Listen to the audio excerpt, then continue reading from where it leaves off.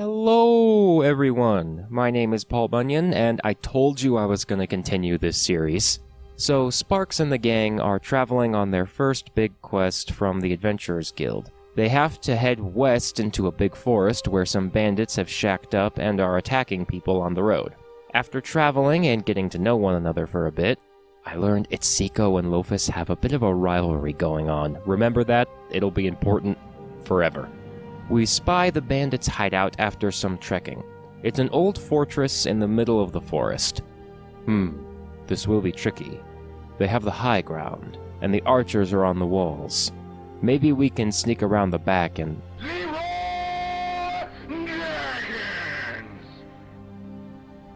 What the... Yeah, so apparently we were taking too long planning, and one of the party members got impatient and charged the fortress. I forget which one it was, but I want to say it was Pleb. And he was met with a rain of arrows.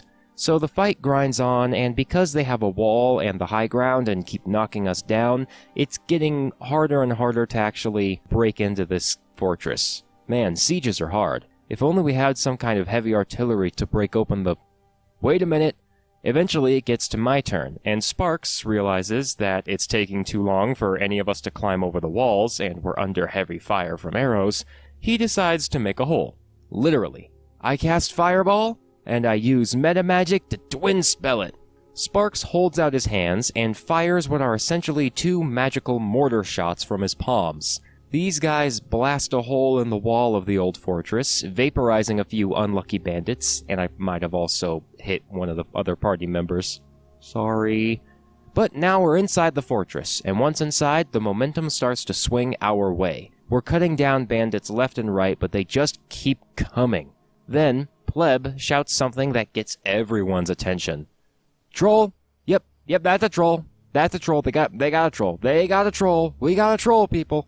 Yeah, so the bandits unleashed their trump card, which was a pet troll. For those of you that don't know, trolls are big monsters that are very strong and very scary. What makes them scary is their regeneration. They have this ability that lets them heal several hit points at the start of each turn, and sometimes if you cut off a limb, like an arm, that arm will still technically be alive and it'll crawl around and attack you. Ugh. They are a pain in the ass to deal with. By this point, I was running low on spell slots and was down to casting level 2 spells and spamming cantrips and hoping nobody targeted me. But together, we were able to overwhelm the troll's regeneration and eventually kill it. This was the last straw for the bandits, who immediately surrendered. Smart move. Now we had prisoners, which was an issue unto itself. See, the mission was very clear. Kill all the bandits and bring back proof of their deaths, or you don't get paid. Uh-oh. But not everyone wanted to execute them. They surrendered, and killing unarmed bad guys didn't sit well with some of the party. Specifically Sparks, who knew it was wrong to kill unarmed individuals, but he couldn't exactly tell you why. And the paladin Lamrak, and boy oh boy could he tell you why it was wrong. After a bit of arguing about what to do, Lofus comes up with a brilliant idea.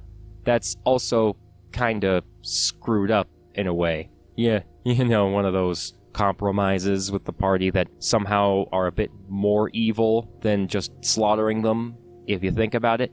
You see, Lofus might have been the fighter, but he was also a lich. And his highest stat wasn't strength or constitution, oh no, it was intelligence. Lofus's player loved to max out intelligence. I'm not entirely sure why. Maybe it was a power trip.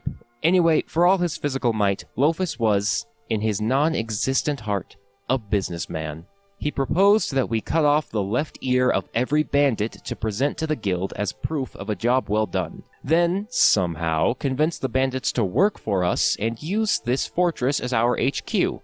We'd get paid for the job, we'd get free labor, and a new place to stay. Admittedly, a clever idea. Still a little messed up if you think about it. Yeah, well, he's not lawful good, who cares? The only problem now was actually convincing the bandits to go along with this. Enter Pleb. Pleb used his outrageously high charisma scores and persuasion skills to convince the bandit prisoners to cut off their own ears, saying that you should sacrifice your ears to him because Pleb was, in fact, a god. You've gotta be kidding me. Well, guess what? He rolled well over a 20, and boom! Just like that, we got a sack full of severed ears, a fortress, and a band of unpaid servants that I think is the start of a cult. Good job, guys.